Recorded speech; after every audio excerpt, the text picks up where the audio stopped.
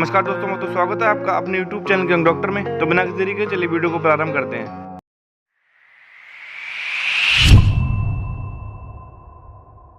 आज की इस वीडियो में आपको यूपी नीट काउंसलिंग की कंप्लीट डिटेल जानकारी दूंगा। तो इस वीडियो को कंप्लीट एंड तक देखें बिना स्किप किए, जिससे कि आपको पूरी डिटेल जानकारी मिल सके। सबसे पहले बात करते हैं यूपी नीट काउंसलिंग के लिए ऑफिशियल वेबसाइट्स कौन कौन सी हैं। आप यूपी नीट काउंसलिंग की ऑफिशियल वेबसाइट स्क्रीन पर देख सकते हैं। ये ऑफिशियल वेबसाइट्स हैं यूपी नीट काउंसलिंग के लिए। सबसे पहले आपको यूपी नीट काउंसलिंग की ऑफिशियल वेबसाइट पर रजिस्ट्रेशन करना होगा। रजिस्ट्रेशन करने के दौरान सभी डॉक्यूमेंट्स अपने साथ रखें, जिससे कि आपको कोई भी प्रॉब्लम ना हो। रजिस्ट्रेशन के दौरान आपसे नोडल सेंटर फिल कराया जाएगा।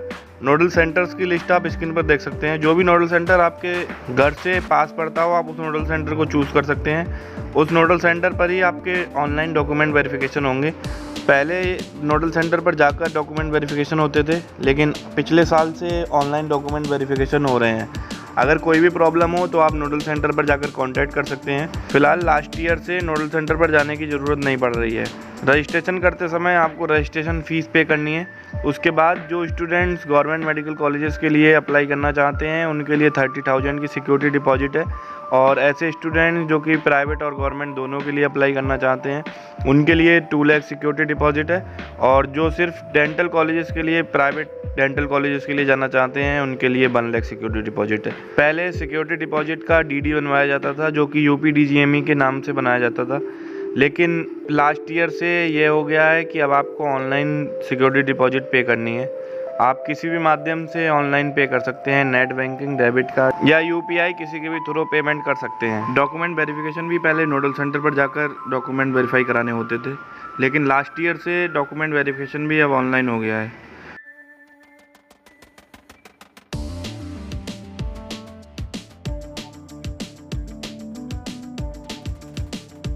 यूपी नीट काउंसलिंग में रजिस्ट्रेशन करने के बाद आपको फिर चॉइस फिलिंग का ऑप्शन मिलता है, जब आप सिक्योरिटी डिपॉजिट पे कर देते हैं। चॉइस फिलिंग करने के बाद चॉइसेस को लॉक करना ना भूलें, क्योंकि अगर आप चॉइसेस को लॉक नहीं करेंगे तो यूपी नीट काउंसलिंग के लिए आप अनिवार्य नहीं रहेंगे और उस राउंड में आपको फिर कोई भी कॉलेज अलॉट नहीं होगा और आप उस राउंड के लिए एलिजिबल नहीं रहेंगे।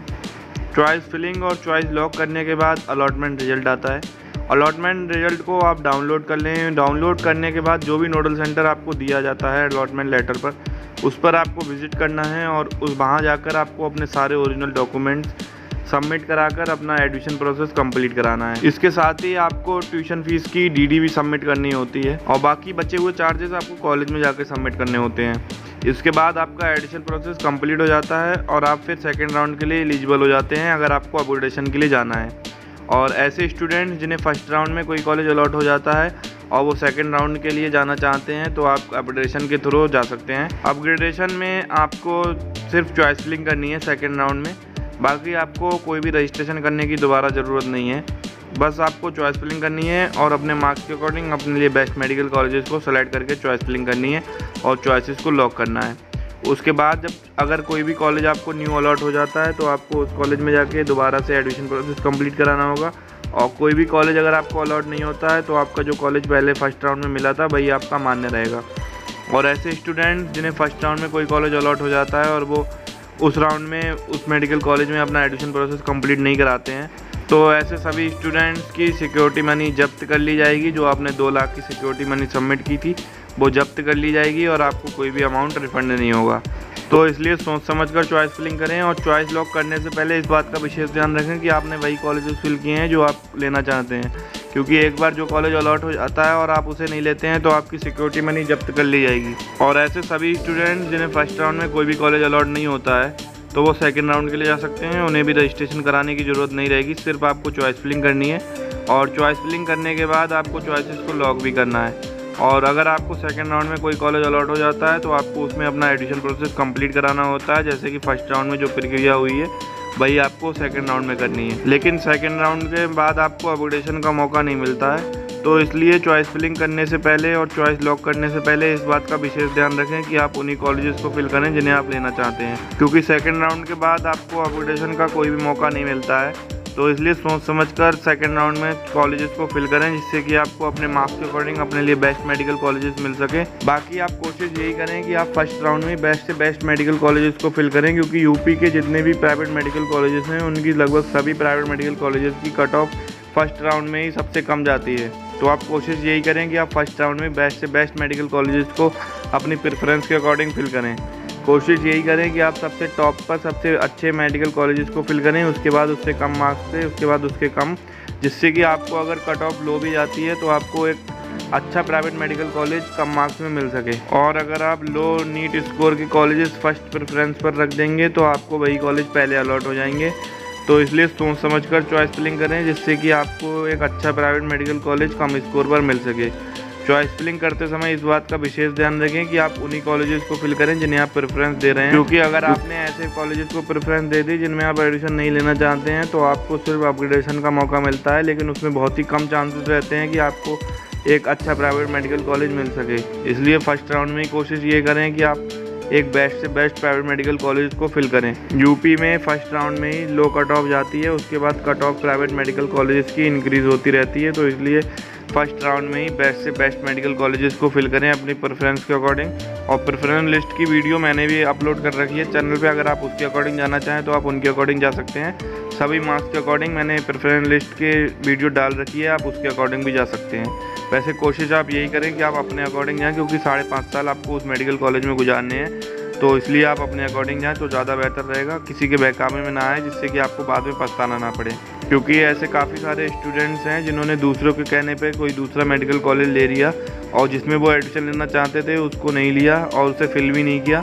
बाद में लेकिन जब एडमिशन हो गया तो उन्हें बहुत ही पछताना पड़ रहा है। तो इसलिए आप भी सोच समझकर मेडिकल कॉलेजेस को फिल करें, जिससे कि आपको बाद में पछताना ना पड़े और आप अच्छा और एक सर्वश्रेष्ठ डॉक्टर बन सकें। 5.5 साल आप अपने अच्छे से गुजारें उस मेडिकल कॉलेज में। ऐसे सभी स्टूडेंट्स जिन्हें फर्स्ट राउंड में कोई कॉलेज अलॉट हो जाता है और वो उसमें अपना एडिशन प्रोसेस भी कंप्लीट करा लेते हैं और उस मेडिकल कॉलेज को ज्वाइन कर लेते हैं, तो ऐसे स्टूडेंट्स अगर रिज़ाइन देना चाहते हैं तो वो कैसे रिज़ाइन दें, इसकी भी मैं डिटेल जानकारी आपको दे रहा हूँ।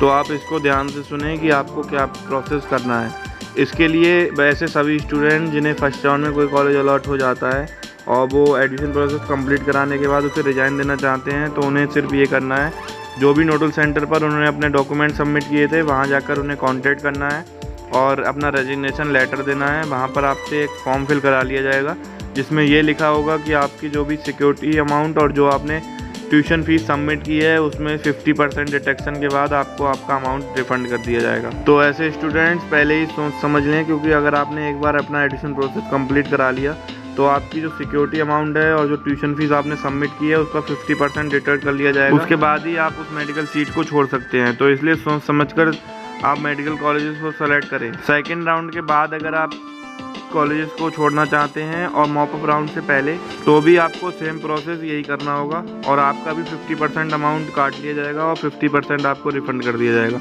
तो इसलिए सोच समझकर आप चॉइस फिलिंग करें, जिससे कि आपको बाद में ऐसा कोई भी कदम उठाना ना पड़े जिससे कि आपको 1 साल भी ख़राब करना पड़े और आप अपना पैसा भी बर्बाद करें। फर्स्ट या सेकंड राउंड में किसी भी राउंड में आपको अगर कोई भी कॉलेज अलॉट हो जाता है और आप उस मेडिकल कॉलेज में अपना एडमिशन कंप्लीट करा लेते हैं या नहीं भी कराते हैं और आप उस सीट को छोड़ देते हैं, तो आप आगे किसी भी राउंड के लिए एलिजिबल नहीं रहते हैं। तो इस बात का भी विशेष ध्यान रखें कि आप आगे किसी भी राउंड के लिए एलिजिबल नहीं रहेंगे और आपका फिर साल ख़राब हो जाएगा। तो इसलिए सोच समझकर चॉइस फिलिंग करें, जिससे कि आपको बाद में पछताना ना पड़े और आपका साल भी ख़राब ना हो। ऐसे सभी स्टूडेंट्स जिन्हें फर्स्ट या सेकंड राउंड में कोई भी कॉलेज अलॉट हो जाता है और वो मॉप अप राउंड के बाद अपना मेडिकल कॉलेज छोड़ना चाहते हैं, तो ऐसे स्टूडेंट्स के लिए एक बात का विशेष ध्यान रखें कि आपकी जो भी आपने सिक्योरिटी डिपॉजिट और ट्यूशन फीस सबमिट की है वो 100% डिडक्ट कर ली जाएगी। आपको कोई भी अमाउंट वापस नहीं मिलेगा, सिर्फ आपको जो आपके ओरिजिनल डॉक्यूमेंट्स हैं वही वापस कर दिए जाएंगे और कोई भी फीस आपको वापस नहीं दी जाएगी। तो इसलिए सोच समझकर आप ये फैसला लें, जिससे कि आपको बाद में पछताना ना पड़े। ऐसे स्टूडेंट जिन्हें फर्स्ट या सेकंड राउंड में कोई भी कॉलेज अलॉट नहीं होता है, तो वो मॉप अप राउंड के लिए एलिजिबल रहते हैं और वो मॉप अप राउंड के लिए उन्हें दोबारा से रजिस्ट्रेशन कराना होता है। उसके बाद सिक्योरिटी डिपॉजिट आपको दोबारा से पे करने की ज़रूरत नहीं है, सिक्योरिटी डिपॉजिट आपकी वही रहेगी, सिर्फ आपको रजिस्ट्रेशन करना है मॉप अप राउंड के लिए। उसके बाद आप मॉप अप राउंड में चॉइस फिलिंग कर सकते हैं और अपने मार्क्स के अकॉर्डिंग अपने लिए बेस्ट मेडिकल कॉलेजेस को चॉइस फिलिंग में फिल कर सकते हैं और चॉइसेस को लॉक कर सकते हैं। उसके बाद अगर आप कोई भी कॉलेज जो आपको अलॉट हो जाता है फर्स्ट या सेकेंड राउंड या मॉप अप राउंड में और आप उन्हें कॉलेजेस को छोड़ना चाहते हैं, तो आपकी सारा जितना भी अमाउंट आपकी ट्यूशन फीस का है वो आपसे पूरा ले लिया जाएगा और आपको सिर्फ आपके ओरिजिनल डॉक्यूमेंट्स ही मिलेंगे। तो इसलिए आप चॉइस फिलिंग और चॉइस लॉक करने से पहले इस बात का विशेष ध्यान रखें कि आप उन्हीं कॉलेजेस को फिल करें जिन्हें आप लेना चाहते हैं। अगर आप किसी भी मेडिकल कॉलेज को लेना नहीं चाहते हैं, तो आप सिर्फ काउंसलिंग कराना चाहते हैं, तो चॉइसेस को फिल ना करें, जिससे कि आपको बाद में पछताना ना पड़े। और अगर आप 2 लाख रुपए जब्त कराना चाहते हैं, तो आप चॉइसेस को भी फिल कर सकते हैं। बाकी इसके अलावा अगर आपको कोई डाउट है तो आप कमेंट करके पूछ सकते हैं, और कमेंट में ये बता सकते हैं कि आगे आपको किस वीडियो चाहिए। मैं कोशिश करूँगा उस पर वीडियो बनाने की। और भी ऐसी वीडियो देखने के लिए आप चैनल को सब्सक्राइब कर लें और बेल आइकन को प्रेस कर लें। Thanks for watching.